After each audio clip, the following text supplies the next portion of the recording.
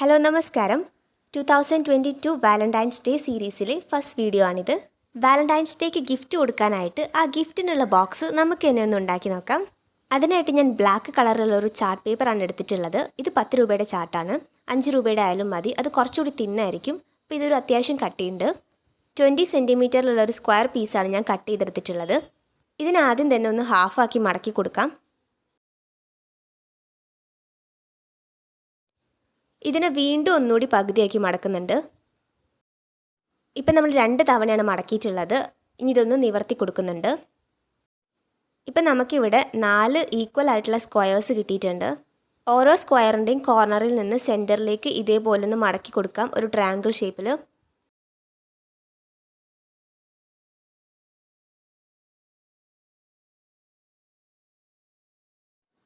ഇതിപ്പോൾ 14 സെൻറ്റിമീറ്ററിലാണ് ഉള്ളത്. നമുക്കിതിനെ ഒന്ന് 3 പാർട്സ് ആക്കിയിട്ട് ഡിവൈഡ് ചെയ്യണം. അപ്പോൾ ഓരോന്നും 4.6 സെൻറ്റിമീറ്ററിലാണ് വേണ്ടത്. ഞാനിവിടെ 4.6 സെൻറ്റിമീറ്ററിൽ പോയിൻറ്റ്സ് മാർക്ക് ചെയ്യുന്നുണ്ട്. എന്നിട്ട് ഈ പോയിൻറ്റ്സ് വെച്ചിട്ട് ഹൊറിസോണ്ടലായിട്ടും വെർട്ടിക്കലായിട്ടൊക്കെ ലൈൻസ് വരയ്ക്കുന്നുണ്ട്. ഇനി ഈ മുകളിലും താഴെയുള്ള ലെയർ ഇതേപോലെ ഒന്ന് നിവർത്തി കൊടുക്കാം. ഈ 2 മാത്രം നിവർത്തി കൊടുത്താൽ മതി.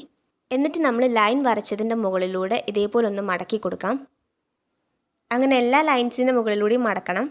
മുകളിലത്തെ 2 ഭാഗം നിവർത്തിയതിന് ശേഷം മാത്രമേ ഇങ്ങനെ മടക്കാൻ പാടുള്ളൂ, മറക്കരുത്.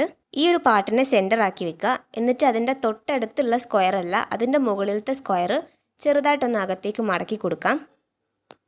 നമ്മൾ നേരത്തെ ലൈൻസ് വരച്ചതിൻ്റെ മുകളിലൂടെ മടക്കിയത് കൊണ്ട് തന്നെ ഇത് പെട്ടെന്ന് മടങ്ങി കിട്ടും.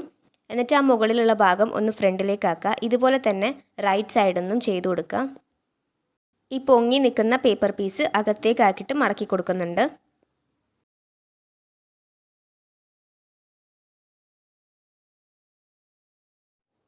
ഇപ്പം നമ്മുടെ ബോക്സിൻ്റെ ഒരു സൈഡ് റെഡി ആയിട്ടുണ്ട്. ഇനി ഇതുപോലെ തന്നെ ഓപ്പോസിറ്റ് സൈഡും ചെയ്യണം.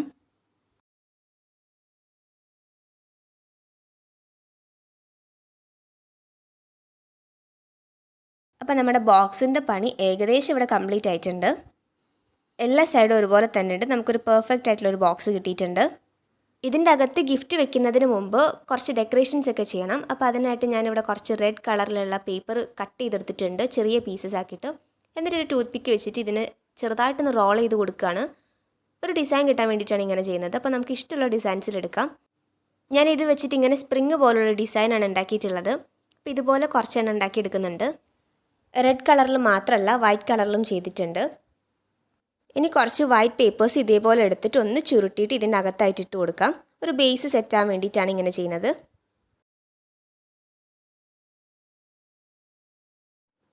ഇനി ഇതിൻ്റെ അകത്ത് ആ വൈറ്റ് പേപ്പേഴ്സ് കൂടി ഇട്ട് കൊടുക്കുന്നുണ്ട്. ഈ ബോക്സിൽ വെക്കാൻ നമുക്കൊരു ഗിഫ്റ്റ് വേണം. അപ്പോൾ അതിനായിട്ട് ഞാനൊരു സിമ്പിളായിട്ടുള്ള റിങ്ങാണ് എടുത്തിട്ടുള്ളത്. 2 ഹാർട്ട് ഷേപ്പ് ലോക്കായിട്ടുള്ളൊരു ഡിസൈനാണത്. ഇതൊരു കുഞ്ഞ് ഗിഫ്റ്റ് ആയതുകൊണ്ടാണ് നമ്മൾ ചെറിയൊരു ബോക്സ് ഉണ്ടാക്കിയിട്ടുള്ളത്. അപ്പോൾ കുറച്ചൊരു വലിയ ഗിഫ്റ്റാണ് കൊടുക്കുന്നതെന്നുണ്ടെങ്കിൽ അതനുസരിച്ച് ബോക്സിൻ്റെ മെഷർമെൻറ്റ്സ് മാറ്റിയാൽ മതി. ഇനി ഈ റിങ് നമുക്ക് ബോക്സിൻ്റെ സെൻറ്ററിലായിട്ട് വെച്ച് കൊടുക്കാം. സർപ്രൈസ് ആയിട്ടൊരു ഗിഫ്റ്റ് കൊടുക്കാമെന്നുള്ള ഉദ്ദേശത്തിലാണ് നമ്മളിങ്ങനെ ചുറ്റിലും പേപ്പേഴ്സൊക്കെ കട്ട് ചെയ്തിട്ടിട്ടുള്ളത്. അപ്പോൾ പെട്ടെന്ന് ഗിഫ്റ്റ് എന്താണെന്ന് കാണൂല, ഇങ്ങനെ സെൻറ്ററിലായിട്ടായിരിക്കും ഉണ്ടാവുക. നമ്മൾ നേരത്തെ ഡിസൈൻ ചെയ്ത് വെച്ചിട്ടുണ്ടായിരുന്ന റെഡ് പേപ്പേഴ്സ് കൂടി ഞാൻ ഇതിൻ്റെ മുകളിലായിട്ട് ഇട്ട് കൊടുക്കുന്നുണ്ട്. അപ്പോൾ നമ്മുടെ ബോക്സിൻ്റെ ഉൾവശം കംപ്ലീറ്റ് ആയിട്ടുണ്ട്. ഇനി നമുക്കിതിനൊരു മൂടി വേണം. അപ്പോൾ ക്യാപ്പ് ഉണ്ടാക്കാനായിട്ട് ആദ്യം തന്നെ ഈ ഒരു ബോക്സിൻ്റെ മെഷർമെൻറ്റ് എടുക്കണം. ഇതിപ്പോൾ 5 സെൻറ്റിമീറ്ററിലാണുള്ളത്. അപ്പോൾ നമ്മൾ പ്ലസ് ഒരു 2 സെൻറ്റിമീറ്റർ കൂടി കൂട്ടിയിട്ട് 7 സെൻറ്റിമീറ്ററിലുള്ള ക്യാപ്പാണ് ഉണ്ടാക്കേണ്ടത്. 7 സെൻറ്റിമീറ്ററിൽ വരുന്നൊരു സ്ക്വയർ പീസ് എടുത്തിട്ടുണ്ട്. എന്നിട്ട് ഇതിൻ്റെ 4 സൈഡിലും ഓരോ സെൻറ്റിമീറ്റർ ഗ്യാപ്പ് ഇട്ടിട്ട് ലൈൻസ് വരച്ച് കൊടുത്തിട്ടുണ്ട്. ഇനി 4 ലൈൻസിൻ്റെ മുകളിലൂടെയും ഇതേപോലെ ഒന്ന് മടക്കി കൊടുക്കാം. ഇപ്പം ഇതിൻ്റെ 4 കോർണറിലും ഓരോ കുഞ്ഞി സ്ക്വയേഴ്സ് ഉണ്ട്. ഇതിൻ്റെ ഒരു സൈഡ് മാത്രം ഒന്ന് കട്ട് ചെയ്യുന്നുണ്ട്.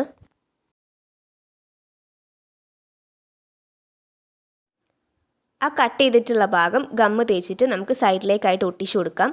ഒരു കുഞ്ഞി ബോക്സ് ആവുന്ന രീതിയിലാണ് നമ്മൾ ഒട്ടിക്കുന്നത്.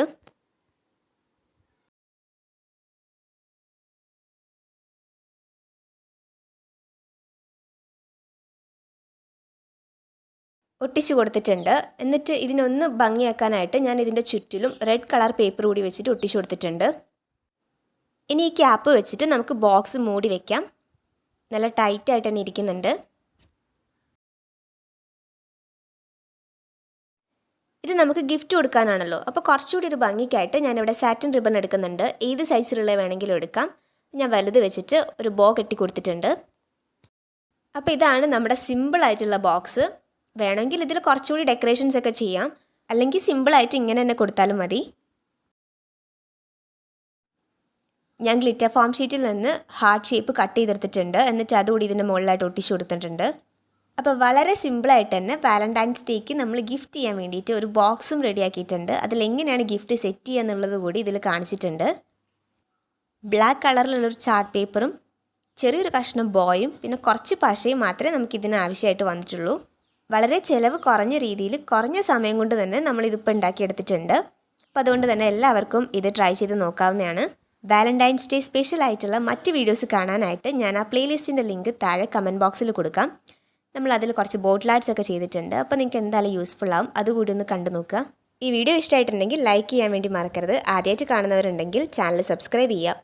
അതോടൊപ്പം തന്നെ നിങ്ങളുടെ ഫ്രണ്ട്സിനും റിലേറ്റീവ്സിനും എല്ലാവർക്കും ഈ വീഡിയോ ഒന്ന് ഷെയർ ചെയ്ത് സപ്പോർട്ട് ചെയ്യുക. അഭിപ്രായങ്ങൾ കൂടി ഒന്ന് കമൻറ്റ് ചെയ്യണേ.